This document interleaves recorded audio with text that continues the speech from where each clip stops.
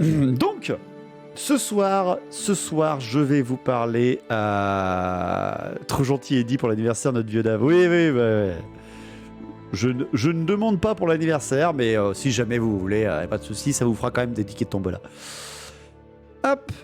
Allez, regardez, on va mettre des figurines. On va mettre des figurines avec la bannière, justement, la bannière de Talabheim. Moi, je demande pour toi, c'est gentil. Et merci Curly, merci aussi beaucoup pour les 5 subs offerts à la commu. Allez, c'est parti, vous avez relancé un train de la hype. Vous battrez pas le record de lundi, mais c'est pas grave, je m'en fous. Merci beaucoup. Salut Jarl, bonsoir à toi. Donc, je vais vous présenter la cité de Talabheim, pour ceux qui ne connaissent pas. Tu devrais doubler les tickets pour ce soir exprès. Oh, c'est pas con ça, Quentin. Merci Lino l'aventure, merci beaucoup pour le follow et bienvenue parmi nous. Tu sais quoi, c'est pas con ça. Ah, on fait ça? On fait ça pour soi, parce que par contre, faut que je note alors. Faut que je fasse les notes. Bon, on va faire ça. On va faire ça, regardez. On va faire ça. Allez. Eh ben, vous savez quoi, pour la tombola ce soir, vu que c'est mon anniversaire, eh bien, toute participation sera multipliée par 2. Donc là, par exemple, Curly et Eddie, ils ont donné 5 tickets chacun. Enfin, ils ont donné 5 subs chacun. Bah, ils ont 10 tickets pour la tombola d'un coup. Voilà. Donc je note plus 10. Et Curly, plus 10. Directeur marketing, ouais, j'avoue. Ouais. Tu viens d'avoir ton stage. Et merci Kirkanos aussi, merci beaucoup pour les 2 subs qui te font 4 tickets de tombola. Merci beaucoup à toi. Allez, on va faire ça ce soir, voilà. Allez. Donc, merci Malus. Merci Malus pour les 5 subs, merci beaucoup. Merci énormément à toi. Merci beaucoup. Bien, donc Talabheim. Allez, on va se concentrer un petit peu. Donc Talabheim ce soir, un format sur les villes du Vieux-Monde pour le MJ en herbe. Eh bien justement à Lisbore, tout à fait. Tout à fait. Sachez bien entendu que je me tourne. Merci Lord of Fenris pour le sub offert. Merci beaucoup. Je me base bien évidemment sur les documents qu'on a énormément en fait dans les JDR. Hein. C'est littéralement les JDR qui nous donnent tout ça. Tous les détails, les cartes détaillées des villes, etc. Et tout le background qu'elles possèdent. Merci Bobby Damarage pour le follow aussi. Bienvenue parmi nous. Bienvenue parmi la Résistance Battle. Et ce soir, je vais vous parler d'un territoire très central de l'Empire. Donc voici l'Empire. Pour ceux qui ne connaissent pas, bien évidemment. Merci à toi. L'Empire de Sigmar, bien évidemment. Et aujourd'hui, ce soir, on va se concentrer ici. Et merci, j'ai pas de peau aussi. Merci beaucoup pour le sub offert à la commu qui te fait 2 tickets de tombola. Merci beaucoup. Le Talabheim, là, c'est la région. Alors, vous le savez ou vous le savez pas peut-être, l'Empire est connu... Pardon, putain, voilà, je suis en pleine digestion. L'Empire est connu pour non seulement la religion de Sigmar, le fait que le fondateur de cette cité soit devenu un dieu, etc. Le fondateur de cette religion soit devenu un dieu, etc. Et tout simplement, ils sont aussi connus pour que leur région géographique, politique, etc., ne sont pas seulement dirigées par une capitale, comme on pourrait le penser par exemple pour la Bretonie, elles sont parfois exemptes de capitale parce que la capitale en elle-même est une cité-État dans la région. Moi j'adore ce fonctionnement, je trouve ça vraiment le bordel absolu. Il y a eu l'an 1, l'an 2 et enfin l'Empire, bien sûr Malus. En gros, pour vous donner une idée, Middenheim, Altdorf, Wurtbad, Betschaffen, tous ces territoires-là sont des capitales provinciales, c'est-à-dire que normalement le conseil de la province du Talabheim par exemple se trouve à Talabheim, mais pas seulement. Talabheim est aussi une cité-État en elle-même, ce qui fait que ce sont bien 2 choses différentes quand je vous parle de Talabheim et que je vous parle de Talabheim. Et vous allez le comprendre parce que je trouve que c'est extrêmement représentatif justement au Talabheim. Donc le Talabheim c'est ça. C'est tout ce territoire-là. Et en effet, comme nous dit Curly, c'est un gros territoire. En effet, c'est pas un petit territoire du tout de l'Empire. Déjà, c'est un territoire central. Je vous remets les régions impériales différentes. Les voilà. Donc voici toutes les régions impériales à l'époque de Karl Franz. Donc on a le Reikland, le Middenland, le Nordland, l'Ostland, l'Ockland, le Talabekland, l'Ostermark, le Stirland, le Moot, l'Averland et le Wissenland, juste ici. Et dans certaines de ces régions, il y a une cité-État à l'intérieur. C'est-à-dire une cité indépendante de cette... tellement puissante qu'elle en est indépendante de la région. On en a une, bien sûr, à Midenheim, enfin, dans le Midenland, qui est Midenheim, bien évidemment, la grande cité de l'Ulrisberg. On a bien entendu Nuln, évidemment, hein, avec le Wissenland, que je ne veux pas me gourer, donc je ne sais pas pour Altdorf, mais je crois qu'Altdorf est une cité-État aussi en elle-même, donc techniquement la capitale de l'Empire en ce moment, vu que Karl Franz est seigneur de Altdorf. Et bien entendu qu'on a Talabheim du Talabekland. Merci beaucoup Silmar pour le sub offert à la commu. Et vu que ce soir c'est mon anniversaire, eh bien chaque sub est multiplié par 2 dès que vous donnez quelque chose. Voilà, tout ce que vous donnez c'est multiplié par 2 en termes de tickets de tombola. Parce que c'est une idée de mon directeur marketing qui s'appelle Quentin. Donc, le Talabekland, c'est tout ce territoire-là. Un territoire très central. Quelle est la région la plus riche, riche, vraiment c'est Altdorf. Celle qui a le plus de commerce, plus d'ouverture à l'extérieur, vraiment c'est Altdorf.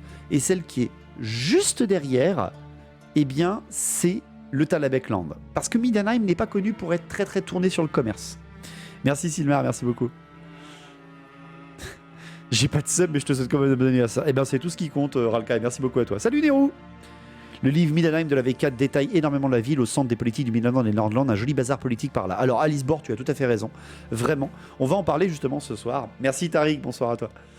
Justement, on va en parler de ce soir. Et là, je vais me concentrer donc sur la région, non pas du Talabekland, mais comme vous voyez, je voulais entourer en rouge. Et merci pour le train live que vous avez déjà lancé au début de soirée.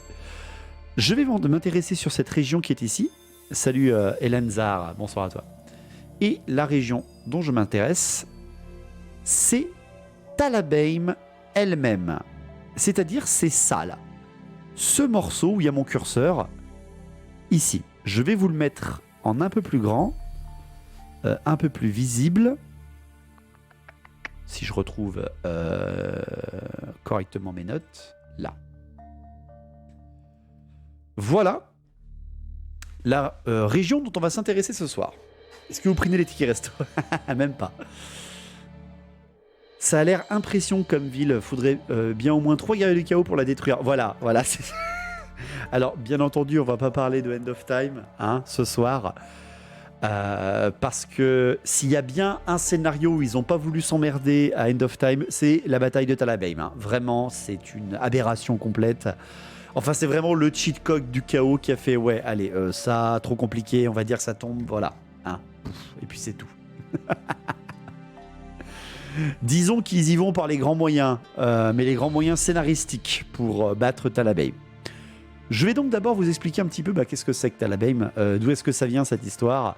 Talabheim d'ailleurs, hein, important, c'est la cité finale du jeu Mark of Chaos, si jamais vous ne le savez pas non plus.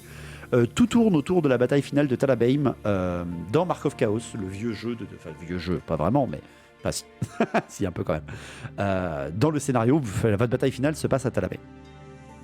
Donc, Talabheim, qu'est-ce que c'est ? Talabheim, c'est une cité, une des principales et premières cités de l'Empire. Elle serait classée dans la 3e ou 4e zone d'influence de l'Empire, peut-être même plutôt dans la 3e, en termes d'importance politique, importance ecclésiastique, on va en parler aussi bien sûr, et bien évidemment, importance militaire. C'est ça, Quentin. On peut envoyer des figurines à Pan pour fêter tes 24 ans, t'es en train de vider ta pile de la honte. Je suis loin d'avoir fini. Hein. C'est pas là où il y a l'artefact qui détruit le monde. Non, c'est Midenheim, Kirkanos. Justement, la bataille finale, de toute façon, de tous les scénarios, elle est à Midenheim. Ulrich, la flamme de l'hiver, tout ça. Que ça soit déjà même à la tempête du chaos qu'on a connue de l'époque de la V6, ça se passait la bataille finale à Midenheim. Donc Talabheim, c'est une des premières cités fondées par les clans qui vont devenir plus tard les clans de l'Empire, c'est-à-dire les cités de l'Empire, les régions de l'Empire.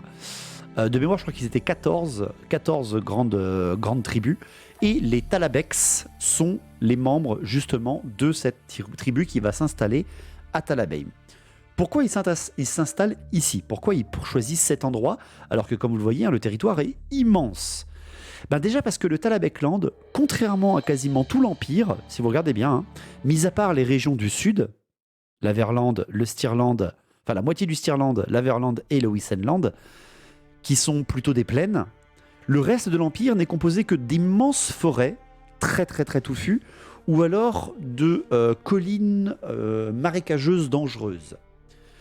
Le Talabecland, ce qui va devenir plus tard le Talabecland, est connu pour avoir une zone extrêmement composée de petites collines, une zone centrale composée de beaucoup de petites collines et entourée d'une couronne d'arbres, une couronne de forêt.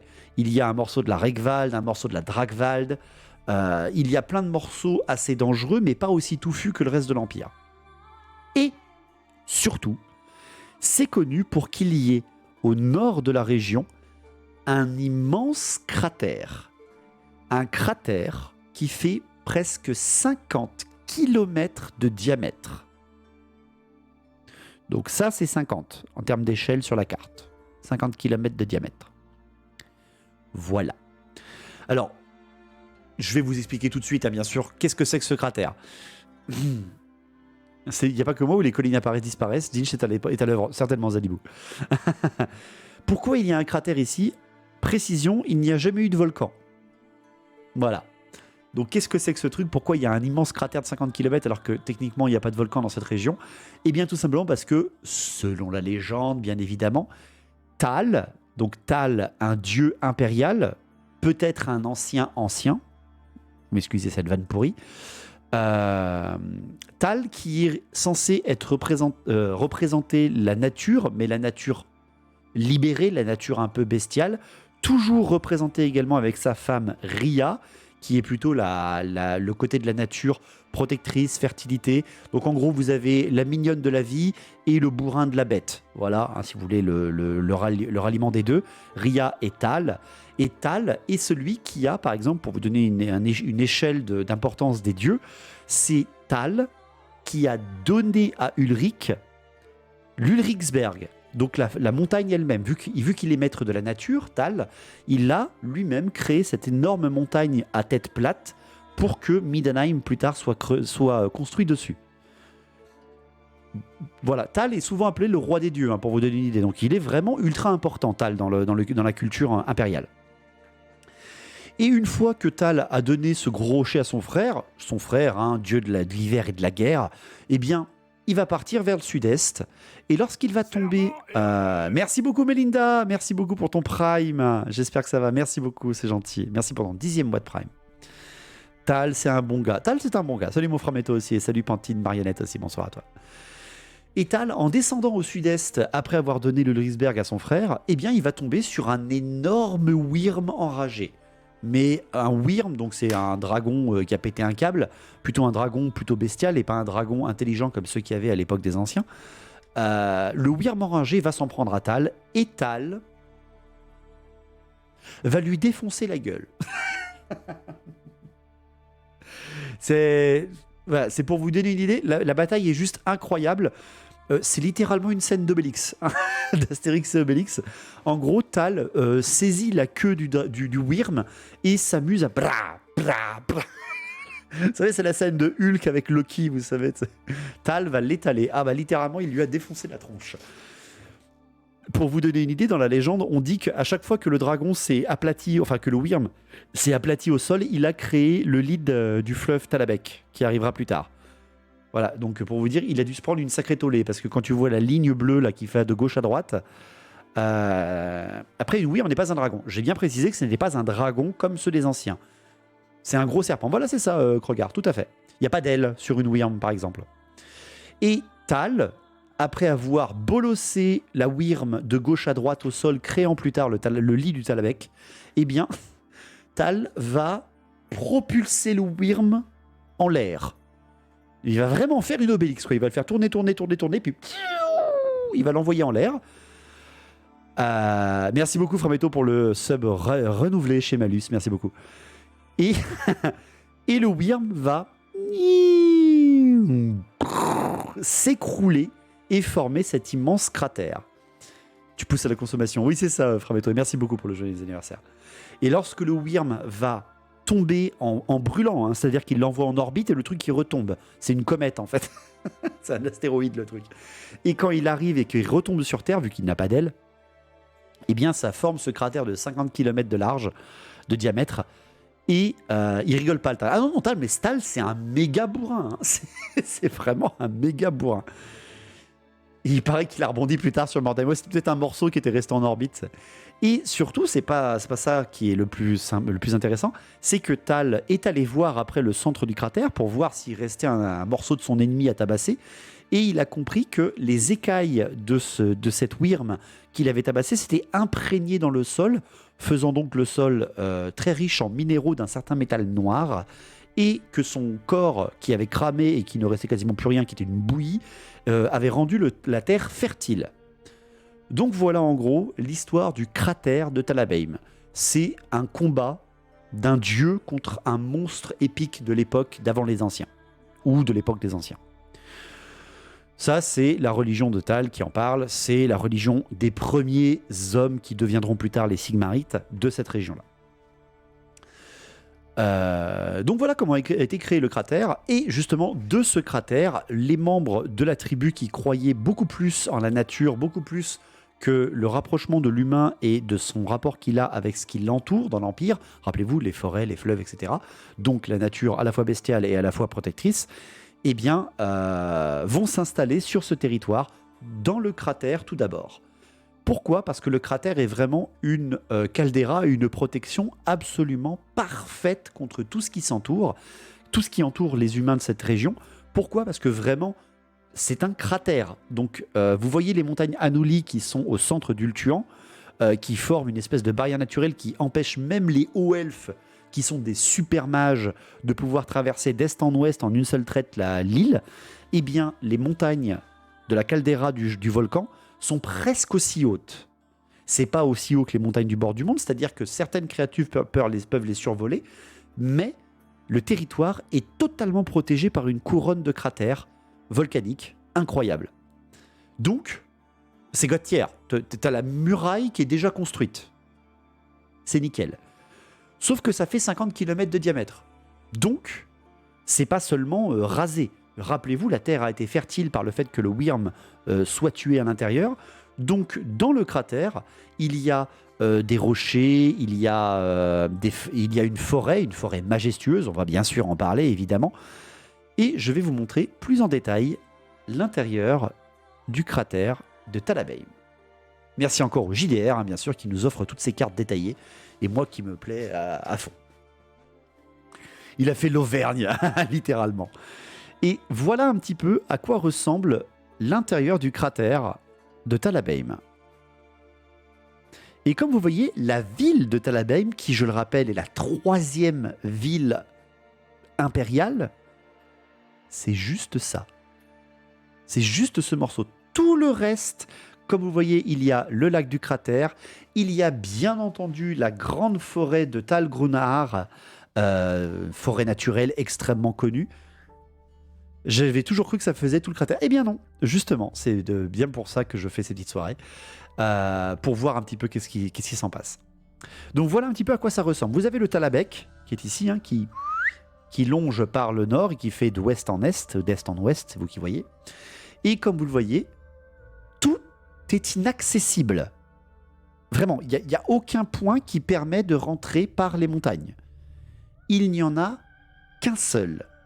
Il n'y a qu'un seul point praticable pour sortir du cratère et y rentrer. C'est le seul endroit qui a un col qui permet de rejoindre l'extérieur du cratère. Et on le voit sur la carte ici même, vous voyez, il y a un énorme tour de défense. Et c'est en fait ce sentier, on le voit serpenter un petit peu, là, je vais zoomer un petit peu, on le voit serpenter un petit peu par ici. Hop là. Sympa la forteresse naturelle, c'est ça. En gyrocoptère, est-ce que ça passerait ? Tu pourrais passer par exemple en gyrocoptère, mais, justement je vais vous en parler, comme vous voyez un peu parsemé partout, ici par exemple, là, ici, en haut là vers mon curseur, vous en avez encore au nord ici, ou au nord-ouest, ici même. Les humains qui sont installés dans ce cratère ne sont pas bêtes, ils ont protégé le sommet de ces montagnes. Car ces montagnes sont aménagées pour qu'elles aient toutes un lien qui les relie entre elles, un sentier au sommet qui les relie. Salut Avok, bonsoir à toi. Une bonne catapulte à Gobelin et on est bon. Non, ça passera pas. Et non seulement un chemin donc permet de faire tout le chemin de ronde naturel autour du cratère, mais il y a partout des fortifications qui entourent la ville. Alors, tout ça, je vais vous en parler un peu plus en détail un peu après. C'est l'attaque des titans en fait. Ça serait presque un scénario attaque des titans, tout à fait.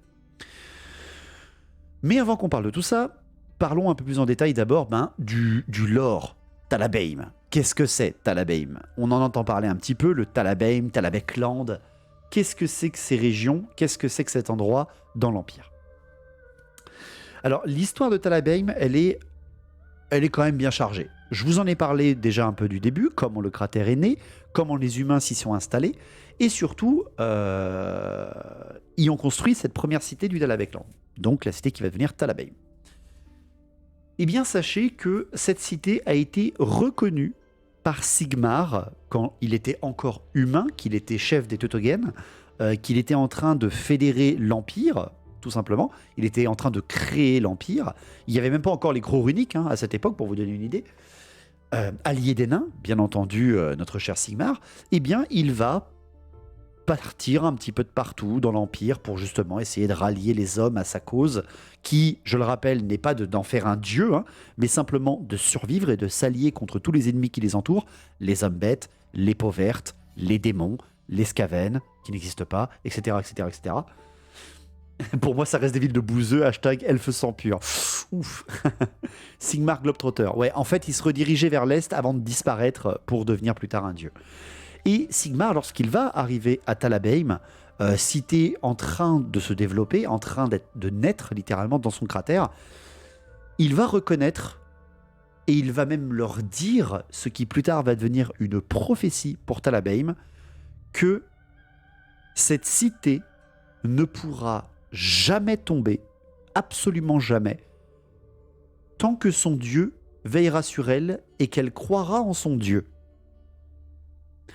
Talabeim, portant ce nom grâce à Tal, bien évidemment, seigneur protecteur et dieu protecteur de la ville, et bien tout simplement, Sigmar, qui lui-même sait peut-être qu'il va devenir un dieu ou pas, on n'en sait rien, c'est un petit peu ce qui nous fait croire à la prophétie, il raconte aux habitants de Talabeim que si jamais ils se détourneraient de Tal, ça pourrait leur porter préjudice.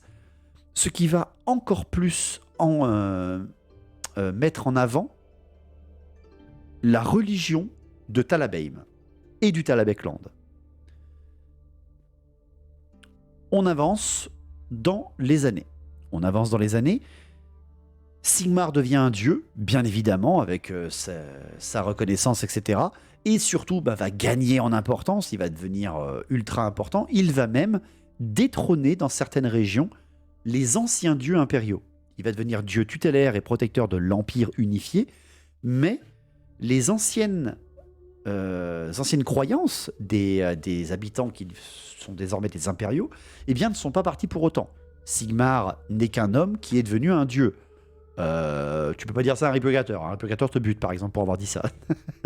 Mais il y a des cités qui conservent plus leur appartenance et leur lien avec justement leurs anciennes cultures.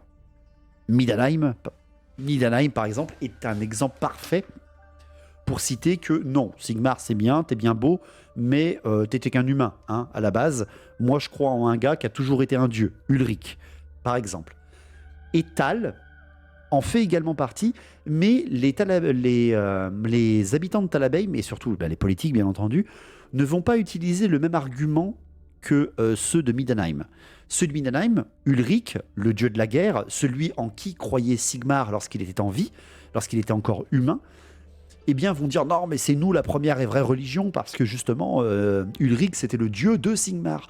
Tandis que Talabeim et les croyants en Tal vont plus défendre une idée de non, ok, Sigmar très bien, tu fais le sort que tu deviennes dieu tutélaire de l'Empire unifié, pas de problème, ça nous dérange pas.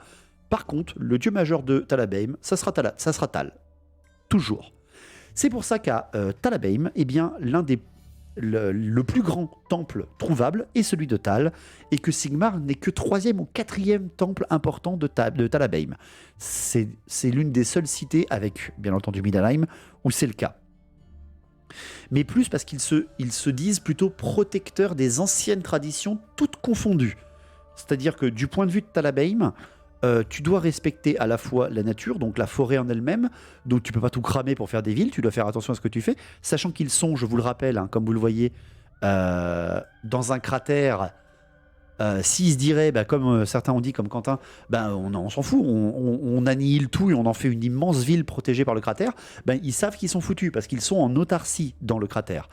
Ils ont de l'eau, ils ont de la pisciculture, ils ont de la sylviculture, ils ont des paysans, ils ont du commerce, etc. Et ils ne se ferment pas à l'extérieur parce qu'ils ont le point de passage pile poil qui donne dans la ville. Donc les Talabheimlanders sont plutôt des habitants ouverts tant que tu respectes leurs traditions. C'est surtout ça qui est important. C'est pour ça que, au moment d'une petite période très intéressante qu'on appelle la guerre des 2 empereurs, eh bien, Talabheim va surtout être connu pour la grande comtesse Ottilia. Alors là, on a beaucoup avancé dans les années, on est 1500 ans après la mort de Sigmar. Enfin, pardon, le fait qu'il soit devenu un dieu. Pas 3, je vais t'en parler, Sigmar, justement.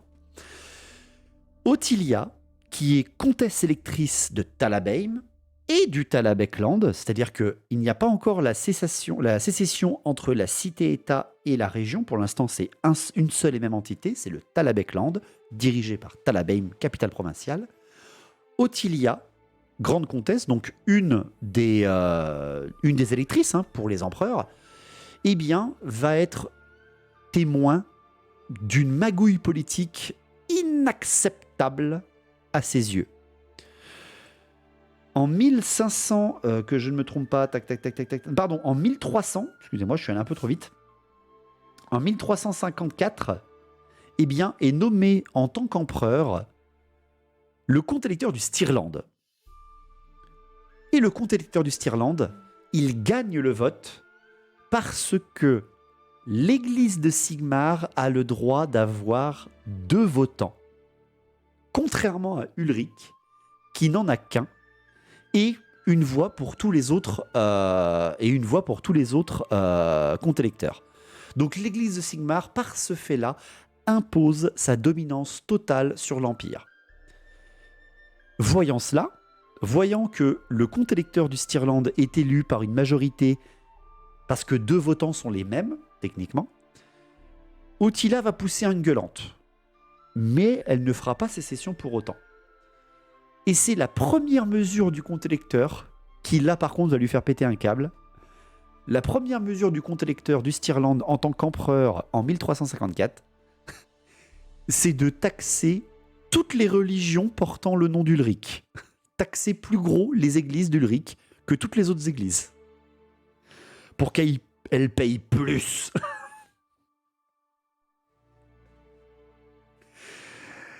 Et là, c'est un peu trop. Rappelez-vous, je vous l'ai bien dit, les habitants du Talabheimland, et Ottilia, qui en est un parfait exemple, se disent les protecteurs des anciennes traditions à égale valeur. Ça sent le schisme religieux. C'est exactement ce qui se passe. Le best move, c'est ça. Et c'est exactement ce qui se passe. C'est à un moment où l'église de Sigmar veut écraser les anciennes religions pour être dominante. Et ça ne passera pas. Ottilia va d'un coup se dire mais non, vous pouvez pas faire ça. C'est interdit, on est tous égaux au niveau de la croyance dans l'Empire. Je me nommerai par alliance impératrice. Parce que j'ai des voix qui, elles, sont égales. Bien sûr, tout de suite à se rapprocher à elle, il y aura bien évidemment Middenheim qui va voter pour elle, le Nordland, l'Ostland et l'Ockland qui vont tous se rallier à Ottilia, toutes les contrées du Nord en fait, là où Ulrich est un peu plus important que au sud, et également, et ça c'est assez étonnant, l'Ostermark qui rejoindra Ottilia. Elle a oublié qu'il vivait dans Warhammer, c'est ça. Ça peut être aussi une façon de l'empereur d'encourager les gens à abandonner Ulrich, sauf que c'est mal connaître les suiveurs d'Ulrich. Exactement, Alice Bord.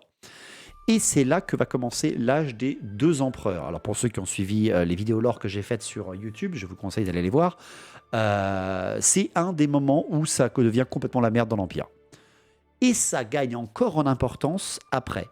On avance dans les années, 200 ans plus tard, les empereurs qu'on dit Ottiliens, donc les descendants de Ottilia, donc quand c'était les femmes, les comtesses électrices du Talabecland, on les appelait des Ottilia par titre, et les hommes, on les appelait des empereurs ottiliens, par le fait qu'elle ait provoqué enfin pas provoqué, mais qu'elle se soit déclarée indépendante, qu'elle soit déclarée impératrice, pardon.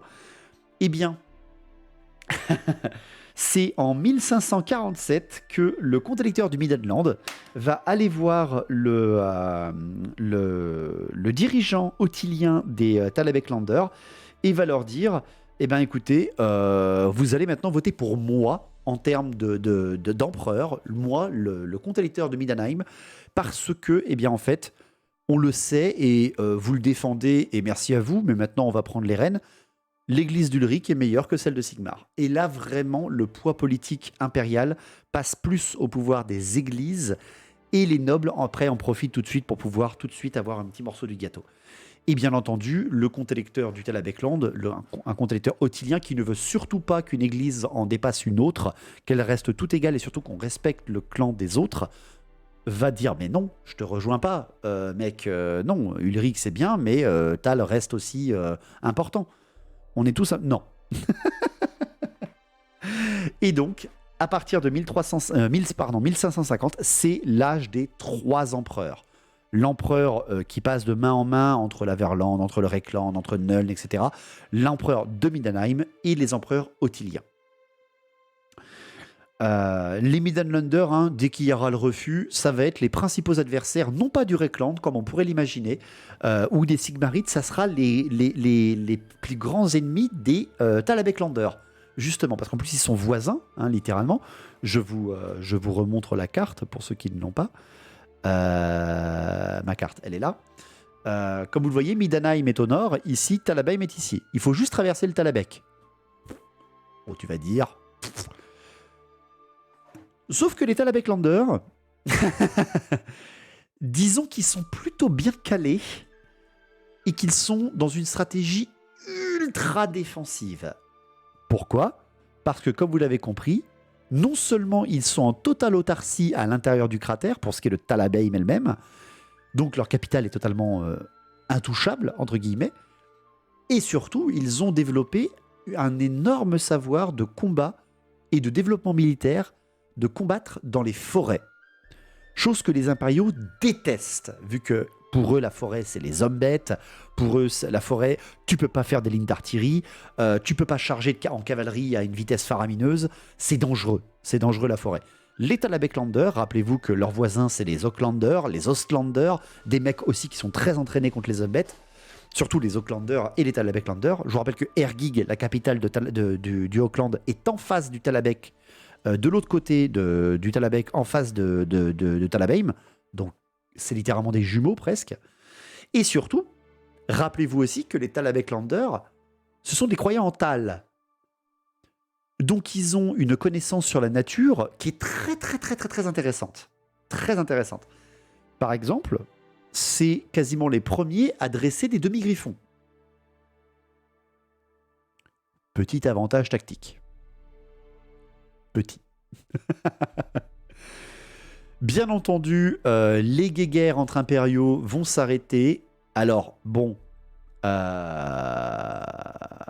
ils vont s'arrêter, mais après un petit événement, on va pas se mentir. Il faudra la grande guerre contre le chaos, l'incursion de Assavarkul, la chute de Prague, et surtout, bien évidemment, Magnus le Pieux, le seigneur de Nuln, qui va rallier à sa cause l'Empire en haranguant les foules, un diplomate absolu et parfait, Magnus le Pieux. Et tout simplement, il va rallier et calmer le jeu, bien sûr, entre les différents impériaux, parce que sinon, vous êtes morts. Voilà. Et Magnus le Pieux va rejoindre Talabheim, comme il a rejoint Altdorf, comme il a rejoint Middenheim, et ensemble, les Talabeclanders, à côté de leurs anciens rivaux, de presque 1000 ans, quand même, faut pas oublier, eh bien, vont se rallier à un empire uni et vont même survivre à la bataille de Kislev, malgré le froid, malgré leurs ennemis extrêmement nombreux et bestiaux. Et ils reviendront encore plus entraînés, encore plus aux connaissances, bien entendu, de leur adversaire caché, celui qui menace d'envahir le monde, le chaos lui-même. Les Talabeclanders seront très reconnus pendant la grande guerre contre le chaos, par la qualité de leurs éclaireurs, de leurs archers, mais aussi par leur non-peur des bêtes. Voilà. Pourquoi je vous dis tout ça? Parce que j'espère véritablement, encore une fois, que dans The Old World, on aura vraiment des régions impériales avec des règles spécifiques selon leur lore. Et moi, j'apprécierais qu'il y ait un petit bonus, tu vois, pour les Talabeclanders, à combattre un peu dans les bois ou à savoir affronter de l'homme-bête, tu vois. Ça, moi, j'aime bien ça. L'empereur Ottilien, il va renoncer à son titre d'empereur et donc arrêter l'âge des 3 empereurs en 2304, la même année où Magnus le Pieux deviendra empereur de l'Empire pour de bon. Ça risque d'être comme Horus Heresy. C'est pas grave, Zadibou. Laisse-nous espérer. Ça ne coûte rien. Donc voilà pour ce qui est un petit peu de l'histoire générique de Talabheim. Salut Isaac, bonsoir à toi.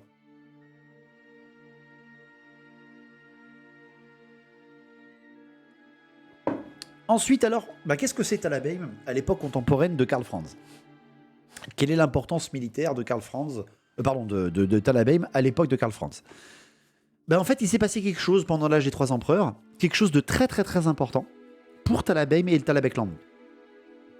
C'est que lors de la guerre des 3 empereurs, l'empereur qui était à l'intérieur alors qui n'était pas, à l'intérieur de Talabheim, qui dirigeait donc toute la région Talabecland, qui n'était qu'une seule et même entité à cette époque, l'empereur qui était en extérieur de Talabheim, l'empereur Ottilien, qui était à l'extérieur de Talabheim, a refusé d'envoyer des renforts Talabeclanders aider la cité qui était assiégée par des rivaux politiques du Middenheim. Il y a eu un siège de plus de 20 ans et jamais les forces du Talabecland ont envoyé de renforts à Talabheim elle-même, leur cité capitale.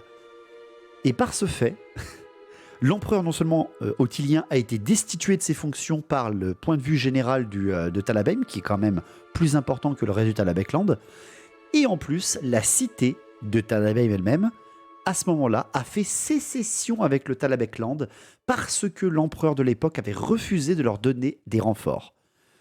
Les mecs, ils sont tellement en autarcie dans leur cratère qu'ils se déclarent indépendants même de la région où ils sont, alors qu'ils sont complètement isolés et centraux dans l'âge des 3 empereurs. Moi, je trouve ça absolument incroyable. Les mecs, ils vont... Ah, tu veux pas nous aider? Eh ben, vas-y, va te faire voir. On dirait des nains. Ils sont entourés de montagnes, hein, donc il y a un lien. Il y a un lien, c'est sûr. Donc voilà, moi, vraiment, c'est ça, Talabheim, tu vois, pour moi. C'est ce point de vue-là. Donc, les forces militaires aujourd'hui de Talabheim, qu'est-ce que c'est? Les forces militaires de Talabheim, sa force militaire, sa force ecclésiastique, sa force politique, qu'est-ce que c'est à Talabheim? Eh bien, le conte-électeur contemporain de Karl Franz s'appelle Almut Feuerbach. Voilà, alors désolé pour l'accent germanique. Et il a quand même une rivale importante, hein, c'est la comtesse Elise Kreglitz-Untern, qui est une famille qui appartient à Talabheim elle-même, la cité-État. Tandis que je rappelle bien, j'ai parlé du comte-électeur du Talabecland, donc il a un siège au conseil de Talabheim, mais il n'est pas seigneur de Talabheim. La grande dame qui dirige un peu, c'est encore une femme, c'est pas Ottilia, mais c'est Élise. Donc c'est sa rivale politique, mais elle laisse faire. Le frère d'Helmut Fritz, c'est ça. Les forces de Talabheim et du Talabecland, hein, on va les compter pareil pour ce qui est de la force militaire, elles sont équivalentes. C'est-à-dire que rien que dans le cratère, il y a autant de soldats que dans le reste du Talabecland, mais pas autant d'armées. Je m'explique. Les soldats sont beaucoup plus éparses dans le Talabecland, formant des petites armées de 200, 300 hommes à chaque fois, 400 hommes à chaque fois, peut-être 600, peut-être 1000 hommes pour certains. Mais la plus grosse force armée reste à Talabheim elle-même, protégée par le Tal Bastion, qui est en fait, les montagnes qui l'entourent. Ils possèdent tout. Vraiment, ils n'ont aucune restriction militaire par rapport à certains autres territoires. Talabheim est extrêmement riche, je vais vous en parler pourquoi juste après, mais derrière aussi, ils ont des contacts avec tout le monde. Ils sont à un territoire central, donc ils ont accès aux épéistes, aux hallebardiers, aux lanciers. Toutes les troupes de régulières impériales sont présentes, les arquebusiers, les archers qui sont bien présents, les arbalétriers bien évidemment. Et ils possèdent également tous les ordres de chevalerie possibles. Ils acceptent tout le monde à Talabheim. Et c'est ça qui est beau. Et c'est ça qui est beau parce que leur échange toujours commun de culture qu'ils ont toujours fait valoir, hein. Toutes les cultures, même les plus anciennes, sont acceptées à l'intérieur du cratère de Talabheim, leur a permis d'avoir un quartier, le quartier des dieux, hein, le quartier, on va dire, polythéiste, et bien présent à Talabheim, et donc que les forces de chevalerie ne soient jamais répudiées. Tu vois, genre les chevaliers d'Ulric et les chevaliers du Loup Blanc, par exemple, elles sont pas très bien vues. Elles sont pas très bien vues, par exemple, à Nuln ou en Ostermark. Et là, tout le monde les acceptait. C'est-à-dire que dans les forces de Talabheim, vous pouvez trouver des chevaliers panthères, des chevaliers de Myrmidia, des chevaliers du Loup Blanc, des chevaliers de la Reichsgarde, peut-être, parce que c'est quand même une cité de l'empereur maintenant, il faut bien qu'il prouve sa valeur en la défendant. Bref, ils peuvent avoir accès à tout, y compris bien entendu aux chevaleries demi-griffons, donc ils sont très fiers d'avoir. Ils ont aussi d'autres ordres qui sont moins connus pour ceux qui veulent peut-être se faire leur propre figurine. Il y a l'ordre de l'œil de la forêt, parce que c'est aussi le nom de Talabheim. Ça forme un œil à travers les bois impériaux Talabheim. Je vous remonte la carte générale. Il y en a certains qui appellent la cité, grâce à son cratère, l'œil de la forêt. Donc il y a un ordre de chevalier de l'œil de la forêt et un ordre de chevalier du cerf qui est assez récemment fondé mais qui reste extrêmement important. Donc si vous voulez vous faire des chevaliers impériaux avec les mêmes aumes que les Bretoniens, faites-vous votre kiff. Ils possèdent aussi bien entendu de l'artillerie, bien évidemment. Pourquoi ? Parce qu'ils en ont toujours eu besoin. Ils possèdent, comme je vous l'ai dit, le Tal Bastion, donc les murailles naturelles du cratère. Et sachez que tout est fortifié au sommet par ce qu'ils appellent des bastions. Ils appellent ça des Sils, S-I-L-S, peut-être en rapport avec l'œil de la forêt. Et ces Sils sont dispatchés absolument partout autour du Tal Bastion, sur tous les sommets, et possèdent quasiment tous entre 30 et 40 hommes et une douzaine de pièces d'artillerie, pour défendre rien que le petit bastion en haut. Donc ouais, tu veux dire, une trentaine d'hommes, une douzaine de pièces d'artillerie, voyons, c'est pas super bien défendu. Bon, déjà, faut y monter. Faut y monter, il y a que quelques créatures qui peuvent monter. Et tout est lié, hein. Ils ont des signaux, ils ont des trucs visuels, des trucs par son pour se prévenir d'une attaque. Il leur faut donc une grosse puissance d'artillerie pour se défendre depuis le haut. Et surtout, il y a 4 postes plus gros que les autres. Il y en a un en plein nord, un en plein sud, un en plein ouest, qui sont appelés les Grands Sils, qui eux comportent plutôt une petite centaine d'hommes et une soixantaine de pièces d'artillerie. Et surtout, bien évidemment, et je vous en parlerai à la fin, il y a celui du passage dans le col, la plus grande porte et la seule porte d'entrée de la ville et de la cité de Talabheim, qui est la haute porte. Et elle a plusieurs centaines d'hommes et plusieurs centaines de pièces d'artillerie pour la défendre. Des points plutôt bien fortifiés. Donc ils ont aussi de l'artillerie, bien évidemment, à Talabheim. Enfin, qu'est-ce qu'on trouve en termes de magie ? Et qu'est-ce qu'on trouve en termes de prêtres dans les forces de Talabheim et dans les protections de Talabheim ? Et bien déjà, ecclésiastiquement, bien évidemment, je vous l'ai dit au début, on vient carrément une pierre des Hardes au nord-est. Tout à fait, Nero. Oui, ils sont entourés de la forêt. C'est l'Empire. Hein. L'Empire, c'est que quelques cités. Le reste, c'est que des hommes bêtes. Hein. C'est dangereux. Hein. Bien évidemment, on l'a dit au début, la cité est la cité de Tal. Et bien sûr que la religion principale, c'est celle de Tal et Ria.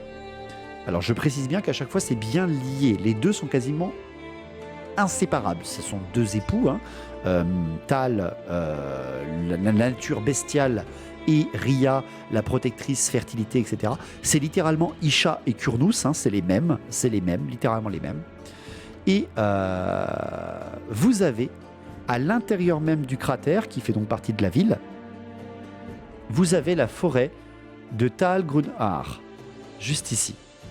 Et c'est ici qui est représenté le pouvoir lui-même de Tal. C'est-à-dire que cette forêt, elle est primaire aux yeux des Talabeclanders et des Talabeimers, donc les habitants de Talabeim, et c'est la forêt sacrée. Elle s'appelle d'ailleurs la forêt sacrée. C'est là que font la prêtrise de tous les prêtres de Tal, mais bien entendu, le temple pour aller prier, c'est-à-dire où il y a les offices, etc., se trouve bien évidemment au centre de la cité de Talabeim, donc ici, bien sûr. Donc Tal et Ria, temple allié, temple de la nature, et la deuxième divinité à être extrêmement priée et très prisée à Talabeim, eh bien c'est Verena. Et moi je ne le savais pas ça, j'étais content de le savoir. C'est Verena, c'est la déesse de la justice, de la sagesse et de la vérité. Qu'est-ce que ça vient foutre là? Qu'est-ce que c'est que ce truc? C'est bizarre, non? Qu'est-ce que les espèces de pouilleux croyant à la nature dans leur cratère viennent foutre de la justice et de la vérité? Eh bien parce que il y a une explication, c'est ça que j'adore dans ce lore de la ville.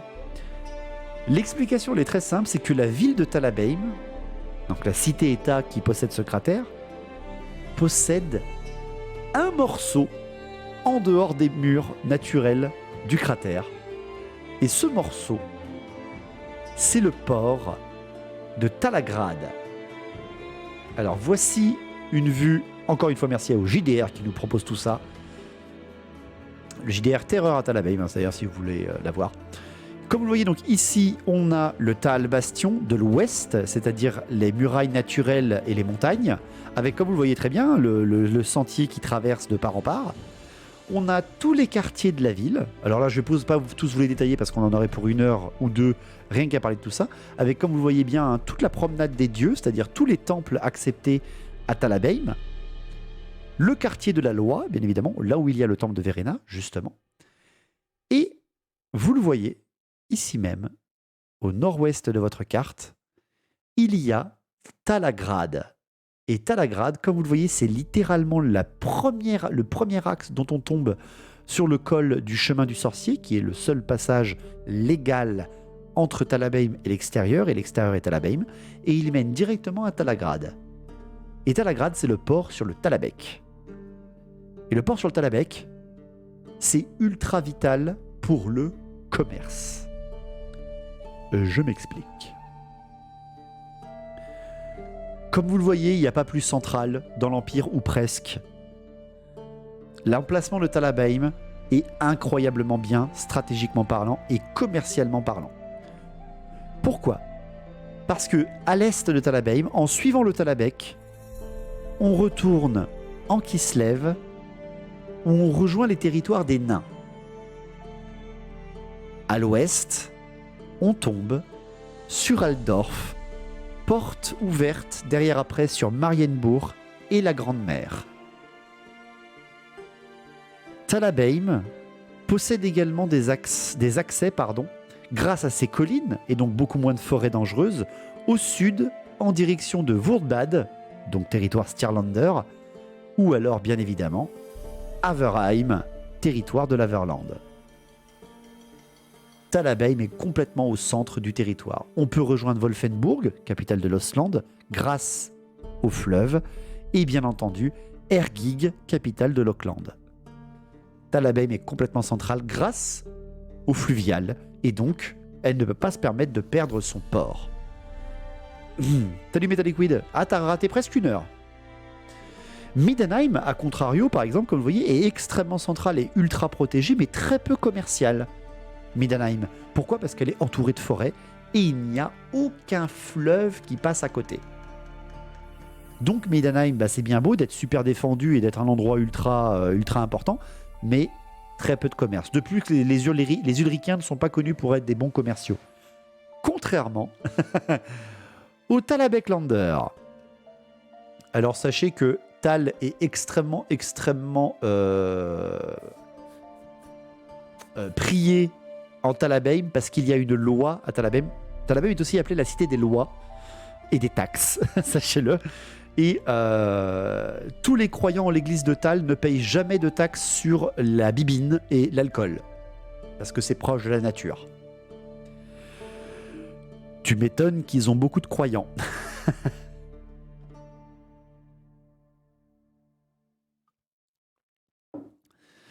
Voilà. Donc, comme je vous disais, à Talagrad, le port de Talabeim, on a absolument tout. Comme vous le voyez, je vais me convertir de ce pas. Là, d'un coup, c'est plus une cité qui pue. Là. Bien entendu, comme vous le voyez, il y a des quartiers extrêmement dangereux à Talagrad parce que c'est un énorme point d'axe, de passage, de contrebande, de corruption. Mais c'est un point protégé par Talabeim et pas par le Talabekland. C'est un territoire de Talabeim. Donc on a tous les quartiers des entrepôts. On a un petit Kislev parce que comme je vous l'ai dit, ça amène jusqu'à Kislev. Et disons qu'on a surtout la route du sorcier qui mène au chemin du sorcier qui permet après de rentrer en ville.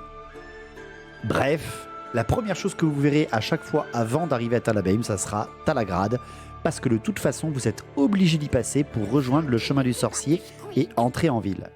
Salut Drendalis et merci beaucoup pour le follow. Bienvenue parmi la Resistance Battle. J'adore l'ambiance. Eh bien, installe-toi. Dès que tu as un stream, c'est quasiment toujours cette ambiance. On parle toujours du lore ici. Donc, s'il n'y a qu'un seul point de passage pour aller à Talabeim, bah c'est parfait pour ce qu'on appelle les péages. Talabeim, comme je vous l'ai dit, est également connu pour être la cité des taxes. Parce que vu qu'ils sont dans leur autarcie, c'est les Suisses, littéralement c'est les... c'est très cher de vivre dedans. En gros, tout ce qui est payable à l'intérieur de Talabeim doit être vérifié, contrôlé et taxé pour ne pas décentraliser le pouvoir hors de Talabeim. C'est pour ça que Verena est la deuxième divinité de la ville. Parce que Verena, déesse de la justice et de la sagesse, c'est également celle des lois. Et donc, on croit en Verena, donc s'il te plaît, paye tes taxes. Il ne doit pas y avoir beaucoup de nains. Oh si, il y en a quelques-uns. Il y a un quartier nain d'ailleurs à Talabeim, sachez-le. Et les nains d'ailleurs, les nains qui vivent à Talabeim sont déclarés immédiatement habitants de Talabeim, mais, comme le veut la tradition de Talabeim, ont droit à leur propre procès et leur propre culture dans leur quartier. Par contre, ils doivent quand même se plier aux lois de la ville, évidemment. Dans quel quartier vivent les Storcast éternels? Eh bien, c'est en bas dans l'eau, noyé. Voilà.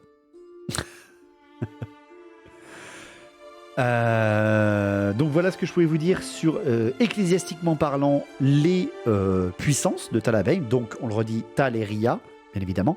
Verena, juste ensuite. Derrière, pas très loin, il y a Mor également, parce que Mor, c'est le représentant des lois des vivants, et Verena, non, des dieux. Mor, c'est le représentant des lois des dieux, et Verena, c'est la représentante des lois des humains. Donc, techniquement, tu respectes ces deux grandes choses. Et la quatrième serait Sigmar. Donc, Ulrich est très en retard par rapport à ces endroits. Et enfin, magiquement, parce que il n'y a pas de collège de magie à Talabeim, bien évidemment. Les collèges de magie sont tous à Aldorf, les 8. Mais énormément de professeurs de 2 collèges viennent quasiment tout le temps étudier à Talabeim. Il y en a 2 très très très répandus bien sûr, et comme je vous ai dit, les 2 petites divinités titulaires, eh bien on les reconnaît très rapidement. À Talabeim, sachant que même l'un des principaux conseillers du conseil de Talabeim, ce sont les sorciers de Jade. Donc pas les sorciers d'Ambre, ce sont les sorciers de Jade, les plus importants et les plus politiquement incorporés dans la culture de Talabeim. Donc c'est les sorciers du vent de Gairan, les sorciers du vent de la vie. Rappelez-vous, Tal va toujours avec Ria, déesse de la fertilité, déesse de la vie. Et bien entendu, évidemment, le deuxième gros groupuscule de mages qui vont en Talabeim très souvent, bien évidemment, ce sont les sorciers d'Ambre, donc les sorciers de la bête, les sorciers en rapport à la bestialité de la créature, de la faune, de la flore. Et ils vont bien sûr quasiment tous dans la forêt de Tal Grunher et non pas en ville, parce que quand le mec il est recouvert de peau de bête, torse-poil dessous, avec des grandes griffes pour un mage, faut pas l'approcher des enfants, on est bien d'accord. Salut Cyril Coussoussière, comment ça va toi? Donc voilà pour ce qui est des forces en présence, si vous voulez, pour ce qui est de Talabheim. Et donc, pour des druides et des chamans, en gros, c'est à peu près ça, Néo, tout à fait. Et donc, pour ce qui est de terminer, de présenter cette ville, que moi j'aime beaucoup, eh bien, Talabheim, c'est le centre commercial, enfin, c'est la cité commerciale du centre de l'Empire. C'est-à-dire celle qui permet de faire communiquer tout l'Empire avec le reste de l'Empire. Tandis que Altdorf est plutôt l'Empire connecté vers l'extérieur, car il donne sur Marienbourg et la mer après.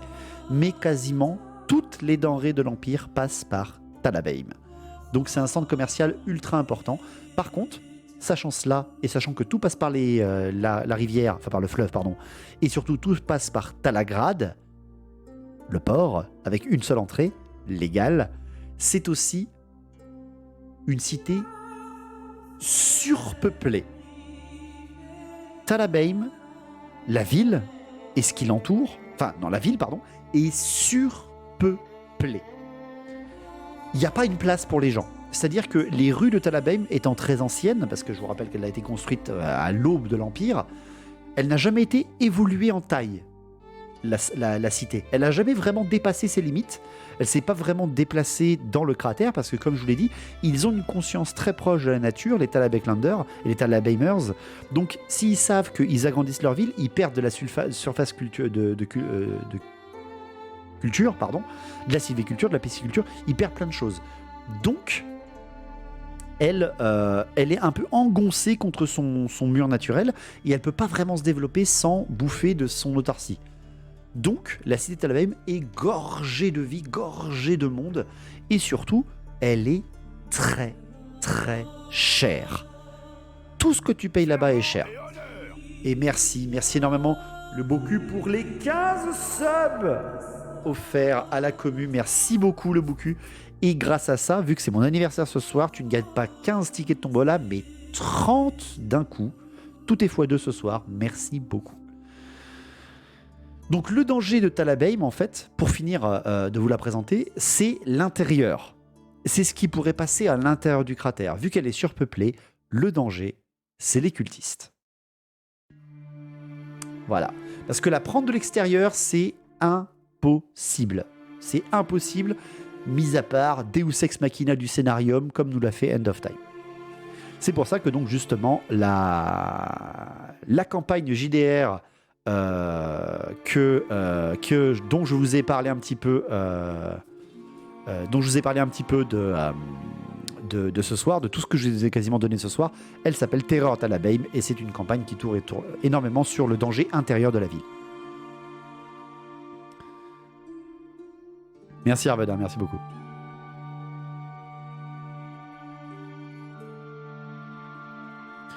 Il y a déjà eu des attaques Skaven à l'intérieur des murailles, ça serait dramatique une bonne peste. Ben justement, le souci de Talabheim, c'est d'être enfermé dans une épidémie.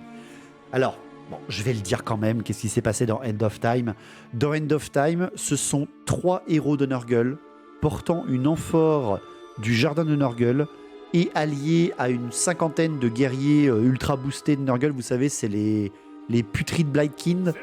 Je crois c'est ceux qui sont par 5 dans les nouvelles figurines d'End of Time, les mecs de Nurgle que moi j'utilise en bête pour la chaîne.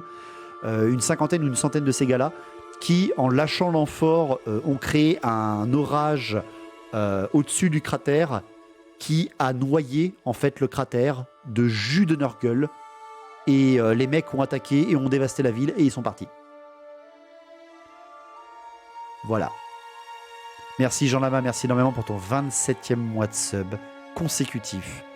Merci beaucoup et tu gagnes donc 2 tickets de tombola pour ce soir Jean Lama. Voilà comment disparaît... Non, c'est pas les frères Glotkin. Hein. C'est pas les frères Glotkin. Hein. Les frères Glotkin, ils sont même jamais allés à Talabheim. C'est 3 héros mineurs. C'est 3 sous-boss. Tout seuls avec leurs grosses bêtes, là, vous savez, leurs espèces de gros marcheurs. Quelle taille le cratère en gros? Il est décrit comme 50 km de diamètre, les Unels. 50 km de diamètre l'intérieur de la ville. Enfin, l'intérieur du cratère, pardon. Donc cette portion-là. Cette portion-là, 50 km de diamètre. Les frères Godkin, c'est pas eux qui attaquent, c'est des envoyés. honteux ce scénario. Non, vraiment, il est à chier. Ils auraient pu faire tellement mieux. C'était les Maggot Lords. Oui, voilà, c'est ça, c'était les Maggot Lords. Exactement, merci, Lord de Fenris. Ces trois autres gars qui partent d'abord au Fort d'Airain, qui rallient les énormes mutants de Nurgle, là, les guerriers énormes, et qui après noient la ville. Voilà. Tal va écrire Nurgle dans son Death Note. Ben non, parce que au début de Glotkin, eh bien Tal, en fait, il est déjà contaminé par Nurgle. Donc Nurgle, en fait, au début de Glotkin, eh bien, la seule chose qu'il fait tout de suite, c'est d'empoisonner Tal pour qu'il puisse pas défendre sa ville. C'est dit en 2 chapitres. Voilà. Enfin, pardon, pas en 2 chapitres, en 2 paragraphes. Genre que Nurgle, donc, comme ça, parce que c'est la tempête du chaos, il devient plus puissant que les dieux humains, et donc ils courront le roi des dieux. Voilà, comme ça. Et vu que Sigmar est pas là, bah, il gagne.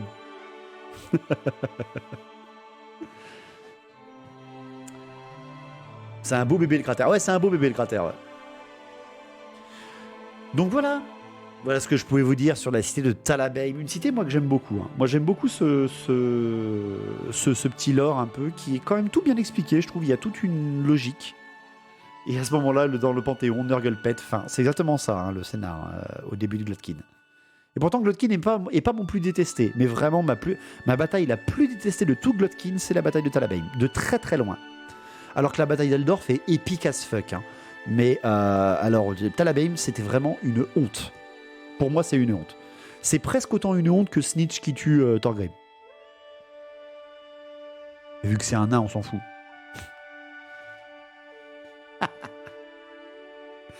Ah putain. Mais voilà, je sais pas si vous saviez tout ça sur Talabeim. Je sais pas si ça vous a plu, mais moi, c'est toujours un kiff, de toute façon, de vous faire un petit peu ces mini-soirées lore là, sur un seul sujet. Allez-y, à l'époque de The Old World, qu'est la ville ? Et bien justement, Drendalis, comme je disais à peu près au milieu du stream, les Talabeimers, donc les habitants de Talabeim et du Talabek, pardon, eh bien sont les premiers à se rebeller contre l'église de Sigmar qui veut écraser les anciennes doctrines. Donc ce sont les premiers à se citer comme empereurs sans l'aval de l'église de Sigmar. Et ils sont après au centre de la politique de la guerre des 3 empereurs. Donc dans The Old World, qui va se passer pendant la guerre des 3 empereurs et qui se terminera par Asavarkul, eh bien, Talabeim sera très certainement une cité bien importante parce qu'elle est l'une des cités impériales, celle où il y a un empereur. Les empereurs Ottiliens, parce que la première à se rebeller a été Ottilia, comtesse électrice de Talabeim.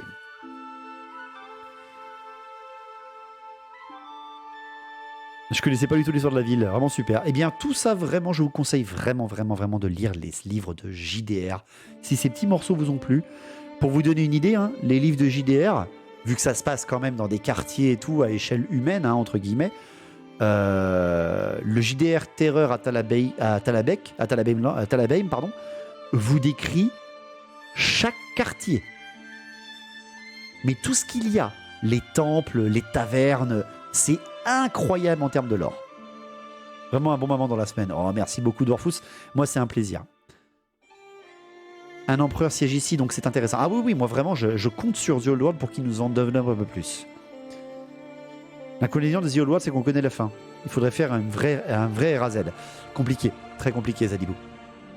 Très compliqué. Mais regarde les Star Wars, tu connais la fin, et les anciens films ou les premiers films, c'est pas une chasse quand tu vois les derniers.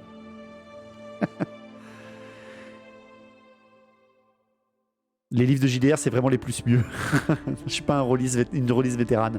Ah, Ralka, je compatis. L'ennemi intérieur te décrit l'Empire, la campagne Terreur à Talabeim te décrit Talabeim, et c'est la même épaisseur. Exactement, c'est la Cossia. Horus Hérésie, on connaît la fin, c'est vrai. C'est vrai. Et pourtant, moi, c'est toujours intéressant. Donc vraiment, il y a du potentiel, vous voyez, pour vous faire une armée de Talabeclander. Moi, vraiment, je trouve ça super sympa de pouvoir se faire un prêtre de Tal. Vous savez, tu t'en fous, tu fais les mêmes règles qu'un prêtre de Sigmar. Mais en termes de figurines, t'en fais un mec à peau de bête avec un énorme gourdin. Moi, je trouve ça trop bien. Tu te fais des chevaliers avec des armoiries de cerf. C'est absolument superbe, quoi.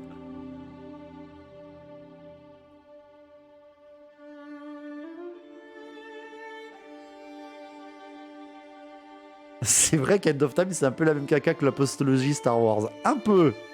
Un peu. Tu sens que ça a été écrit par les mêmes gars, en tout cas. Ou à la même vitesse. Un vendredi soir en se disant, putain, faut finir le projet. C'est quel canton suisse, les couleurs de Talabheim? Eh bien, ne bouge pas, parce que j'ai l'héraldique, bien sûr. Alors, il n'est pas en ultra qualité, parce que c'est celui-là que j'ai trouvé le moins bien. Alors, le Talabheim, attention, hein, le Talabheim, donc la région qui entoure Talabheim, c'est le rouge, le jaune, le marron. Le rouge, le jaune, le marron, dans cet ordre, avec un peu de noir par-ci, par-là. Tandis que Talabheim, la cité elle-même, c'est le rouge et blanc. C'est pour ça que mon armée, moi, est Talabheim de l'Empire. Mon armée est basée Talabheim parce que j'adore le lore. Et elle est même d'ailleurs basée Talabheim, Talabheclander. Elle est les deux. Mon armée impériale. Elle est où mon armée impériale? Elle est là.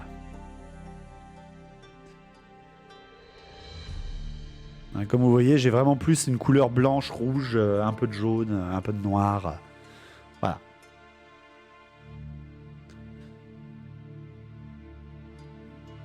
HH Horus Heresy, j'ai cru que c'était autre chose. Non, c'est bien Horus Heresy, HH. N'allez pas faire de conneries. La glorieuse armée. Bah oui, on adore, moi j'aime bien. J'aime bien les armées impériales. En tout cas, j'aime bien la jouer, j'aime bien l'affronter. C'est vraiment toujours un plaisir. Il n'y a pas une histoire que tu as un dirigeant de Talabhecland et un dirigeant de Talabheim qui se tirent la bourre, tout à fait circoncis, je l'ai bien dit.